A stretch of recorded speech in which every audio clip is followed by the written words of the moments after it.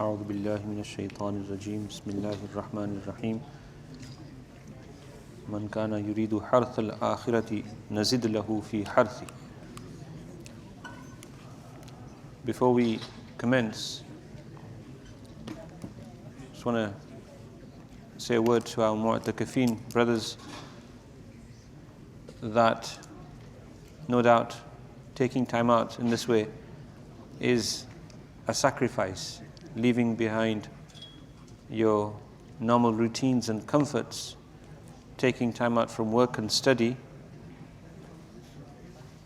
and giving up the creature comforts of home life, home cooking, easy access to, let's say, your home bathroom, shower, hot water, whatever it may be. All of this makes a difference and it can take its toll. But just want to remind you that it's part of the package, whether it's Hajj or Umrah or leaving home as a student of Dini knowledge or going to a masjid for i'tikaf. All of this, the entire package is rewarded, and there's a barakah in the entire package. It's not just about the ibadah, but the associated things as well. And it should also be noted that eating simple food in such contexts is actually a sunnah of the Sahaba. Or shall we say, to sometimes eat and sometimes go hungry. The Ashabu Suffa were entirely mutawakkilin. They didn't do trade and they didn't farm. They were the permanent guests of Rasulullah sallallahu alaihi wasallam. And there was a similar number to the mu'takifin in our masjid. And if there was food to be had, then it was eaten. And if there wasn't, then they would go hungry. You have often heard probably the story of the constant hunger of Abu Hurairah radiallahu anhu, who would collapse sometimes. And people would think he'd had some sort of fit and try to give him appropriate treatment, as was the custom in those days, to revive him by applying pressure to the back of the neck for that particular type of episode. But in reality, he says it would be hunger. And what would they have to kill that hunger? Just dates. Sometimes in the masjid of the Prophet sallallahu alaihi wasallam,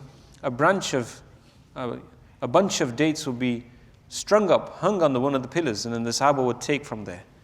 And sometimes it would be something as simple as milk. One time, Sayyidina Abu Hurairah radiallahu anhu is sitting waiting for some passerby, and the Sahaba, they were, see the definition of a Siddiq. One definition is that what on the outside is the same as what's on the inside. There's no pretense. The innocence of children almost. Not that they were simpletons. The Sahaba were not simpletons. They were not naive. But they were honest. There was no disingenuousness about them. So Abu Hurairah, he sees Abu Bakr Siddiq walking by and he engages him in conversation, asking him a question. And in his heart, there is the thought, because he's actually starving. We don't know how to use this word properly, We say, I'm starving because we're craving sugar or something. You understand? You're relating to what I'm saying here? Yes? We're not actually hungry. I'm dying. And then in England, in one town, there's a dessert parlor called Death by Sugar. That's what you call dying, eating too much. So we're not dying at all, and we're not starving. A human being can live without food for months, actually, before they actually die, as long as they get some water. It's a fact. And certainly for some weeks. So we're never dying. Our cravings are killing us. That's what it is. And perhaps the fast is meant to cure that. And so, Sayyidina Abu Hurairah was actually starving, if you want to say it in those terms. There was nothing to be had. Rasulullah sallallahu alaihi wasallam you hear this, the Sahaba would they would tie stones to their abdomen. Rasulullah sallallahu alaihi wasallam would apply sometimes 2. What was this all about? What happens is when you have been hungry, and I guess not one single one of us has been in the state for weeks on end, then what happens is your stomach goes in and your whole physical, your spinal column begins to collapse downwards and you can't stand straight. And applying pressure makes it possible to stand up straight. So on the occasion of the Ghazwa of Uhud, the Ghazwa of Khandaq, Rasulullah sallallahu alayhi wasallam and the Sahaba, they're undergoing huge hunger, a type of famine situation. And what's worse is that it's extremely cold.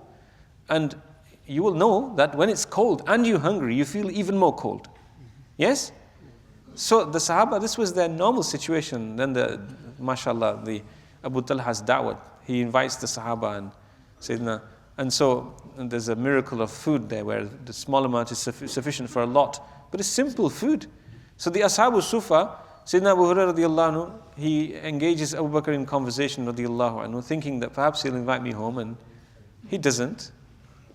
And then he walks on, and then Sayyidina Umar comes by, and the same again. The Muhaddithun comment on this point and say, why didn't they? Well, number one, it may not have even occurred to them because it's not immediately obvious. He's not openly asking, and the Sahaba were not like that. La yas'aluna an-nasa ilhafa. This is about the Ashabu Sufa. They won't persistently beg anybody. They won't do that. It wasn't their spirit. So they say that actually what was likely the case was that Abu Bakr himself was hungry that day and he had nothing in the house to invite him to. Umar himself was hungry that day and he had nothing to offer. And then Rasulullah sallallahu alaihi wasallam comes by and he reads the face and heart of Abu Hurairah. And he smiles and he invites him, beckons, come. And they go to Rasulullah sallallahu alaihi wasallam's house, and the Prophet sallallahu alaihi wasallam brings out one single bowl of milk. And he asks Abu Hurairah to invite all of the Ashab al-Sufa. And Abu Hurairah thinks, I'm going to be the last in the queue and there's a little bit of milk. Because the person who serves should eat last. That's the adab. The person who serves should eat last. If you're serving other people, you should be eating last. That's the proper adab. You don't, mashallah, take all the nice bits yourself and then serve the rest. It's not the adab, not the etiquette. So, Abu Hurairah radiallahu anhu invites the Ashab al-Sufa, and yes, he serves them all. In the small bowl, miraculously, they all drink, and then Rasulullah smiles at Abu Hurairah, saying that now it's just you and me. Drink, and Abu Hurairah drinks. He says, drink more. He says, drink more. He says, I can't drink anymore, I'm full to the brim. And then Rasulullah sallallahu alaihi wasallam finishes the rest of the milk off. Now, it's a nice story to relate, but wallahi, if tonight you had only had milk for iftar, you would be complaining. And you'd be looking for Uber Eats on your phone. Huh? This is the situation. This is our situation. Yes or no? Honestly speaking. So, to live on dates and water, it's nice to tell us as a story. In reality, it's quite challenging because we are, frankly, all of us, we are completely spoiled. We are very particular. I like my spices to be like this. MashaAllah, one brother was saying to me, he left a piece of meat. He was eating with me. And so you're not having that? He says, he confessed that he's not used to taking meat off the bone. We're used to having boneless meat. And I explained to him that it's sunnah to clean a bone with your teeth. You understand? There's actually chapters on this in books of hadith. That you take the bone and put it to your mouth and clean the bone with your teeth. This is sunnah. This is a sunnah way of eating meat. The Sahaba were not used to fancy cuts of meat. You had what you were given, what was available. And meat was a rare luxury. You had it sometimes. The point I was making was that this tradition has come down to us from our elders. And in the khawaniq, in the zawiyas, in the places of seclusion, where people would spend time to do i'tikaf and to worship Allah, they would follow this sunnah. They would go without food or simple food. So part of the barakah of i'tikaf is to eat the normal food that everybody else is eating, that has been cooked in that spirit, in the kitchens of the mu'takaf, in the kitchens of the masjid, the madrasa, the zawiyah, the khanqa. There's a certain barakah in that. To be clear, it's not haram to have your own nibbles, dig into your bag and, mashallah, the cakes that you brought from home, whatever it may be. That's okay. But the general point I'm making, we need to have an awareness of this. Does this kind of make sense? Yes? And also, it's not just the nur of that cooking, it's also the spiritual benefits. Yani, it's not just, it's something that is nice to do, It's also the fact that as individuals, we will progress on our spiritual journey if we take the whole package. So it's not, let me be very clear, it's perfectly permissible for everyone to have their own little munch in the corner as appropriate.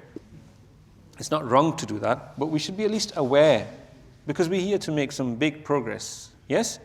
I met a man who, mashallah, he mentioned he did his first Hajj, and from the subcontinent. He says, in the days, I'm moving away from the tafsir, but I think there's maybe some benefit in what we're talking about, right? Shall I continue?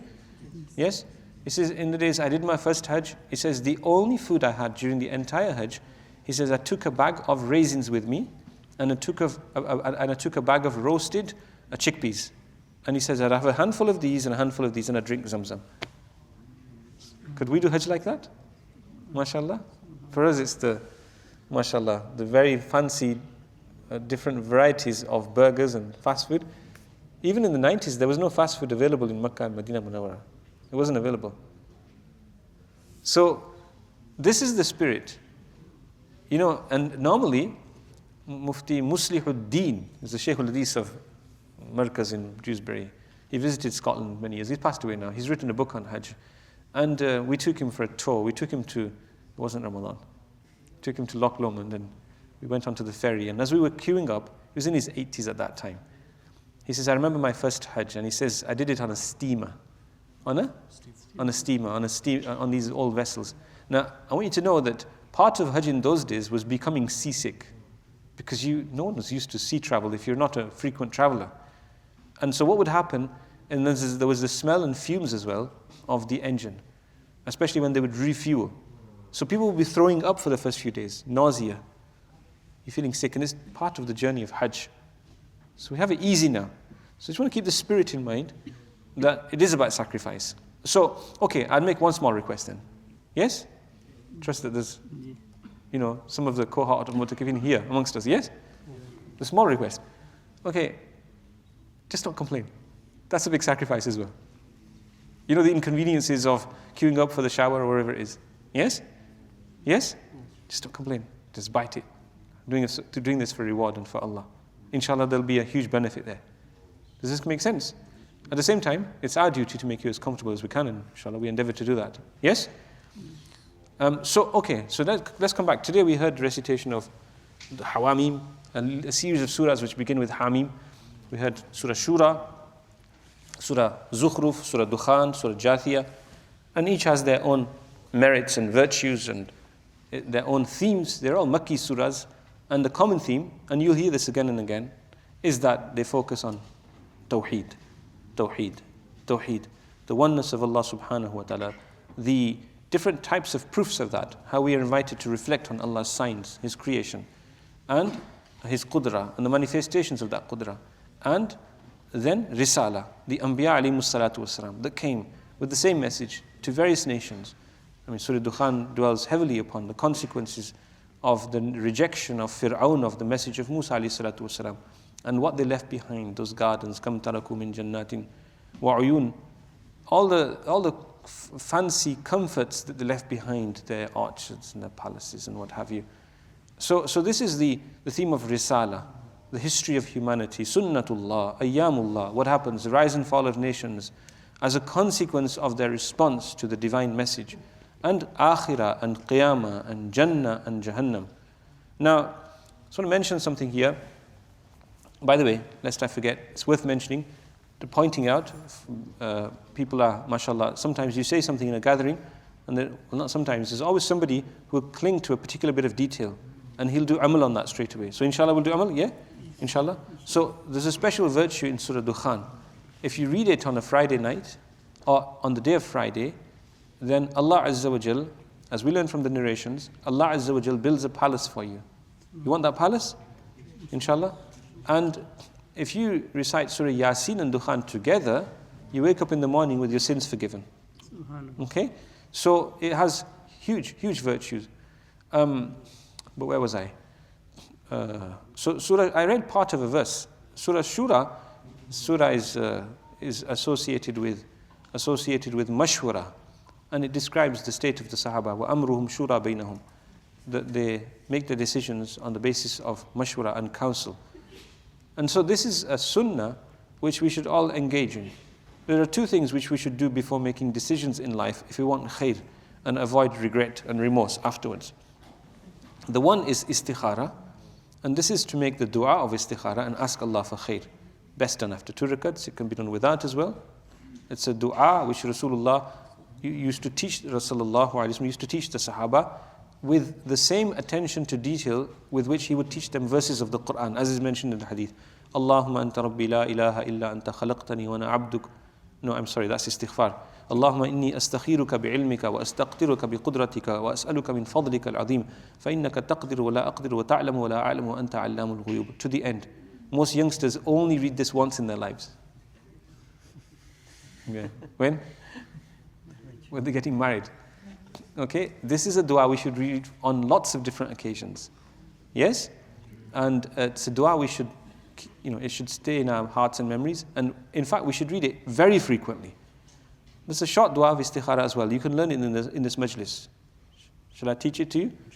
Allahumma khirli wakhtarli. Allahumma khirli wakhtarli. Allahumma khirli. Oh Allah, do khair for me and choose for me. So you can read this dua when you're buying something in a shop, in that moment. Choosing an item. Allahumma khirli wakhtarli. Yes? And of course the longer dua, which should also be recited. And within that dua, we should mention the particular choice that we're trying to make. So this is one aspect of making the decision. And istikhara is not about revelation and vibes. You make the dua and trust Allah. People have some very funny ideas about the correct consequences. And people say, my istikhara wasn't right, it didn't work. And then sometimes people ask other people to do istikhara for them. No, you do istikhara for yourself. Okay, if we use the same example, you're getting married. Not the other person. So make your own choice, isn't it? Yes, ask Allah for guidance for yourself. And the second thing is mashwara. And mashwara is an important sunnah. In fact, Rasulullah sallallahu alaihi wasallam made mashwara with the Sahaba. And remember, who's junior here in this relationship? The Sahaba. Everybody is junior to Rasulullah sallallahu alaihi wasallam in Allah's creation. Yes?